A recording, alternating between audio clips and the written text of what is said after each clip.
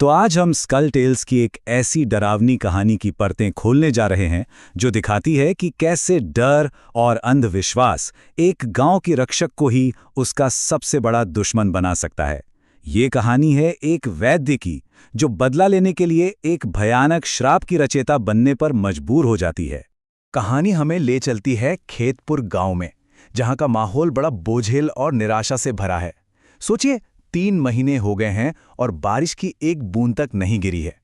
ये जो सूखी फटी हुई धरती है ना, यही अंधविश्वास के जहरीले बीज को पनपने के लिए सबसे सही जगह बनाती है। और इस कहानी के बिल्कुल सेंटर में है एक औरत, सावित्री। एक ऐसी औरत जिसकी 2 पहचानें हैं, एक जिसे पूरा गांव मानता है और दूसरी जिससे जल्द ही पूरा गांव खौफ खाने वाला है। मिलिए सावित्री से, गांव की जानी मानी वैद्य माई, जिसे जड़ी बूटियों का ज्ञान है और जो कई बच्चों को इस दुनिया में लाई है। लोग उसकी इज्जत करते हैं, उसे जीवन रक्षक मानते हैं। लेकिन ये सब बहुत जल्द बदलने वाला है।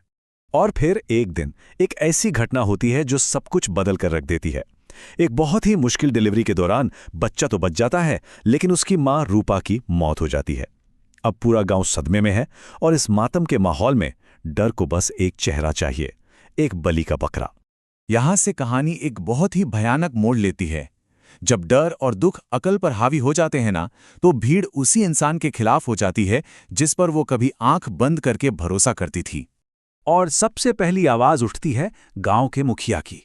वो गांव के डर और गम को एक नाम दे देता है, चुड़ैल, और सीधा सावित्री पर इल्जाम लगा देता है कि उसी ने जादू टोना करके उसकी बहू को मार डाला। सावित्री अपना बचाव करने की कोशिश करती हैं और उसका जवाब देखिए बिल्कुल तर्क से भरा है।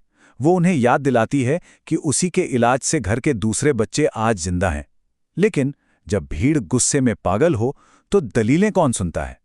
और गांव से निकाले जाने से पहले वो कुछ ऐसा कह जाती है जो आने वाले कल की एक डरावनी भविष्यवाणी जैसा लगता है।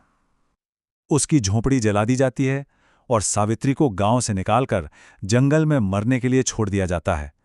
अब हम कहानी के सबसे अंधेरे हिस्से में पहुंचते हैं। एक पीड़ित जिससे उसका सब कुछ छीन लिया गया है, अब वो जड़ी बूटियों से नहीं बल्कि काले जादू से अपना बदला लेने का फैसला करती है। गुस्से और नाइंसाफी की आग में जल रही सावित्री अब वही बन जाती है जिसका इल्जाम उस पर लगाया गया था। वो बदला लेने के लिए एक सुनसान मंदिर में काली शक्तियों को बुलाती है। ये कोई पल भर के गुस्से में किया गया काम नहीं था, बल्कि एक सोची समझी रोंगटे खड़े कर देने वाली रस्म थी। वो मंदिर के नीचे गड्ढा खोदती है, मिट्टी का एक पुतला बनाती है, उसे मुखिया की बहू के कपड़ों में लपेटती है और फिर एक खतरनाक श्राप के साथ उसे वहीं दफना देती है। और उस पुतले की छाती पर कोयले से वो लिखती है, तेरा सुख मेरी प्यास। इसका मतलब साफ था, अब मुखिया की जिंदगी की हर खुशी सावित्री की पीड़ा और तकलीफ को और बढ़ाएगी जब तक उसका बदला पूरा नहीं हो जाता। श्राप दे दिया गया है और अब उसका असर दिखना शुरू होता है, जो सावित्री के दर्द और गुस्से की ताकत को दिखाता है। ये श्राप एक एक करके मुखिया की जिंदगी की हर चीज पर हमला करता है। पहले उसके घर में अजीब सी बदबू फैल जाती है, फिर खेत सड़ने लगते हैं, जानवर बीमार पड़कर मरने लगते हैं और आखिरकार ये श्राप उसके परिवार तक पहुंच जाता है। उसकी पत्नी लता की हालत बिगड़ने लगती है। जब कुछ समझ नहीं आता तो हताश मुखिया गांव के पंडित को बुलाता है और पंडित जो बताता है वो उनके पैरों तले जमीन खिसका देता है। वो कहता है कि ये कोई बीमारी नहीं, ये काला जादू है, एक जानलेवा अलौकिक हमला। लेकिन पंडित एक उम्मीद की किरण भी दिखाता है। वो बताता है कि श्राप को तोड़ने का बस एक ही तरीका है, अगली पूर्णिमा से पहले उस शापित मंदिर में जाकर उस दफनाए हुए पुतले को ढूंढना और उसे नष्ट करना होगा। तो उस रात मुखिया अपने आदमियों के साथ मंदिर पहुंचता है। वो खुदाई करते हैं और उन्हें वो पुतला मिल भी जाता है जो हूबहू लता जैसा दिखता है। पर जैसे ही वो उसे जलाने की कोशिश करते हैं, कोई अनदेखी ताकत उनकी मशाले बुझा देती है। सब डरकर भाग जाते हैं, लेकिन मुखिया उस पुतले को अपने साथ ले आता है।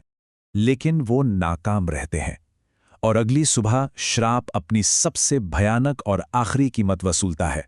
लता अपने बिस्तर पर मृत पाई जाती है और उसके शरीर पर वही डरावने नीले निशान होते हैं। और सबसे ज्यादा खौफनाक बात, लता की लाश के पास वो मिट्टी का पुतला पड़ा मिलता है जिसकी गर्दन अब गायब है, मानो किसी ने उसे जलाकर राख कर दिया हो। श्राप पूरा हो चुका था। ये सावित्री के बदले की और उसकी जीत की निशानी थी। तो कहानी हमें सावित्री के उसी सवाल पर लाकर छोड़ देती है जो उसने गांव से निकाले जाने से पहले पूछा था। मुखिया जिंदा तो है, लेकिन अंदर से पूरी तरह मर चुका है। उसका परिवार तबाह हो गया है और सावित्री वो जा चुकी है, लेकिन उसके बदले की आग अब एक श्राप बनकर हमेशा के लिए उस गांव पर मंडराती रहेगी। ये हमें सोचने पर मजबूर करता है कि कौन सच में जिंदा है और कौन मरा हुआ।